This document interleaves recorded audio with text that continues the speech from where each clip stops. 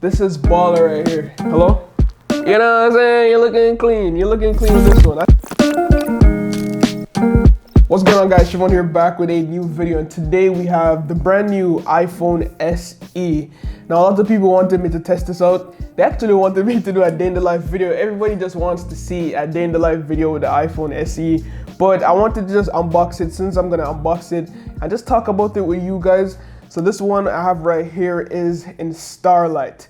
So as you can see, the box itself is very, very small. Just keep that in mind, you won't get the charger inside. So this model I have right here, the 256 gig version. So that's the maxed out version right there. And it comes in 3 different versions. 64 gig, that starts at $429. It has 128 gigs, which is $30 extra, and then 256 gigs on, which is the baller edition. And honestly, if you're going for an iPhone SE, I would go around getting the 128 gig version, because to me, that's like the sweet spot. As usual, we have like the peel tabs. You know, Apple just makes our lives easier right here. Boom. So a lot of people are hating on the SE, and I can see where that's coming from, because it's still the old iPhone 8 design that just has been like refreshing, just adding new internals in there. And it's kind of getting lazy in my opinion, but Apple still keeps doing it. I'm not sure why, if they're making profits, but here we are, and the Starlight looks great. So this is it right here.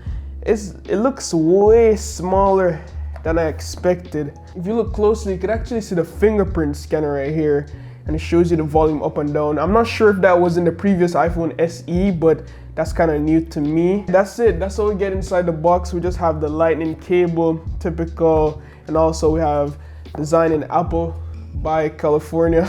Designing by Apple in California. I'm just following Carl Conrad right there. We also have the Apple sticker inside and the SIM ejector tool, just the typical stuff you get with the iPhone nowadays in 2021. So personally, Apple sells a 20-watt charger, but in my opinion, what I've been using every time is this 20-watt charger here from Spigen.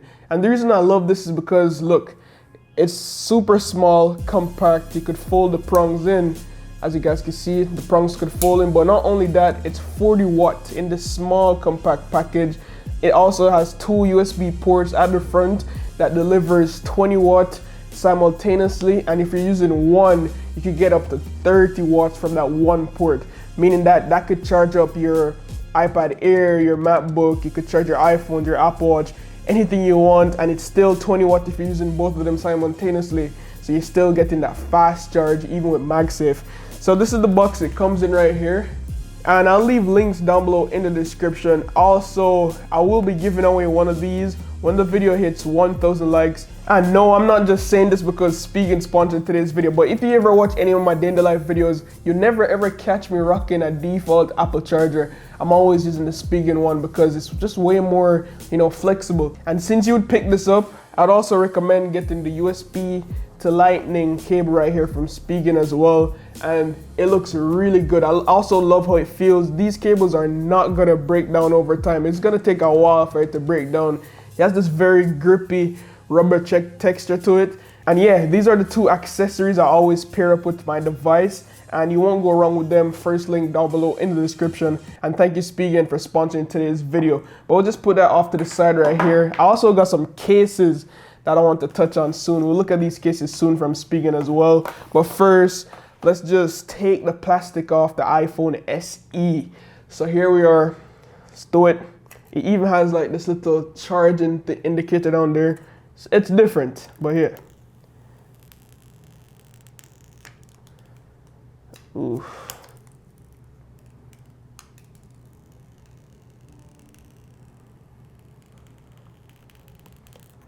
Ooh.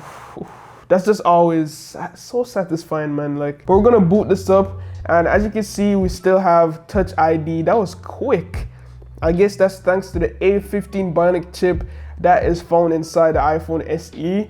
And just for quick comparison, this is the iPhone SE right here. It is 4.7 inch display on the iPhone SE. Right here is the iPhone 13 mini with a 5.4 inch display. Just put that up right there. We also have the iPhone 13 Pro with a 6.1 inch display, and the big boy, the iPhone 13 Pro Max 6.7 inch display. Just to give you guys a visual representation, the iPhone SE is typically, it's actually bigger in actual size to the 13 mini, but the 13 mini, because of that newer design, it has more screen real estate. It doesn't have the Touch ID. The 13 Pro is my sweet spot if I was to choose between a device. But yeah, just like for quick comparisons, that's the different sizes. Let me just hold the 13 mini beside it so you guys can see it. So this is the green iPhone 13 mini beside the SE. All of these devices, guys, believe it or not, all of them are, these are the most powerful iPhones you could get right now. All rocking the A15 Bionic chip inside, so you're not lacking with speed when it comes on to the SE. But the thing about the SE, guys, is that, I don't know, man, but like, even with my friends, my little cousins and stuff, I even gave my little cousin an iPhone 12 recently, and he was like, yo, I don't want the 12. He'd rather having like an older iPhone 11 Pro or 11 Pro Max. He doesn't care about speed, he doesn't care about what's newer, he doesn't care about what camera quality is better. They just want to have a big phone. That's the thing. So I'm not really sure who the SEs aim towards, because I feel like kids nowadays, they think they're getting bullied having a smaller device. They're like, he was like, yo, my friends are gonna laugh at me if they see me with a 12 mini. I'm like, bro, you have like one of the most powerful phones at your school right now. You know what I'm saying? But people don't care about that. Some people don't know what phone, what model iPhone they have. They're not buying an iPhone because it has the A15 Bionic chip inside. You know, and that's just based on my experience and what I've realized.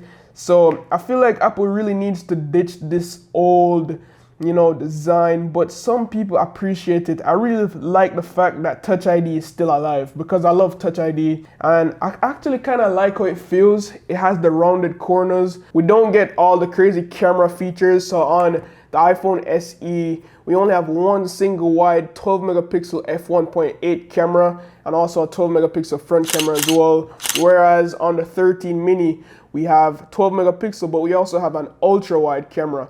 We don't get macro mode, but on the 13 mini, you get cinematic mode, which is really nice to have on these new devices. So if you're really big on cameras and you want to have the fancy wide angle stuff, then I would say go for a Pro model device. The screen on the iPhone SE is nothing crazy. It's a Retina HD screen. It's not OLED like the OLED screens you'd find on the iPhone 13 mini. So of course the iPhone 13 mini is gonna look better right there. In terms of battery life, I'm not sure how long it would last, but Apple claims up to 15 hours of battery life. Definitely I'm gonna do a day in the life so you guys would see me test the battery life. But before we go, I wanted to like check out these cases from Spigen for the SE. So the first one we have right here is the Tough Armor case. You can see like all the different shock absorption technology they have inside. That's what it looks like. It does have a kickstand, so if you want to like watch movies or whatever, you can. Covered buttons, and this is the go-to case if you're really, you know, heavy on damaging stuff, or you work in construction, you work in dusty environments. You definitely need to grab the Tough Armor case. This is the case I would rock if it's not the clear case. This feels really good in the hand. You can see like the diamond pattern it has. Liquid air case. You can't go wrong with this from Spigen. I hardly see people like going out of their way to like buy an iPhone SE. I guess it's good to get the iPhone SE if it's for like your kid, you want to let them jump into the Apple ecosystem. I think this might be a right step if you don't want to buy them like an iPhone 13 mini, which is way more expensive, coming at around $700. This is baller right here. Show off that Starlight. I'm not sure if I told you guys, but it comes in 3 different colors. It comes in Starlight. Oh, this is clean. It comes in Starlight, Midnight, and also Product Red. But this is clean, guys. This is the one I'm rocking right here. And now I feel like to put my SIM card in this one. Like, you're pulling up with this boy or girl, you're looking clean. You know what I'm saying? Hello? You know what I'm saying? You're looking clean. You're looking clean with this one. I think Starlight might be the best color to get as well. But before I go, let me know your thoughts down below in the comments. What do you think about the iPhone SE? Would you guys pick one up? or why wouldn't you pick one up? Is it because of how it looks? Because it does pack a lot of good features in there, especially with that A15 Bionic chip. It's super powerful, one of the most powerful phones in the market today, but it just looks old. You know what I'm saying? It doesn't have all those crazy camera features. But yeah, if you guys made it this far, comment down below, blue tape. Put that in your comment. Any comment you were making, put blue tape at the end. So I know you guys made it this far. And as always, guys, love, peace, and tweaks. Signing out.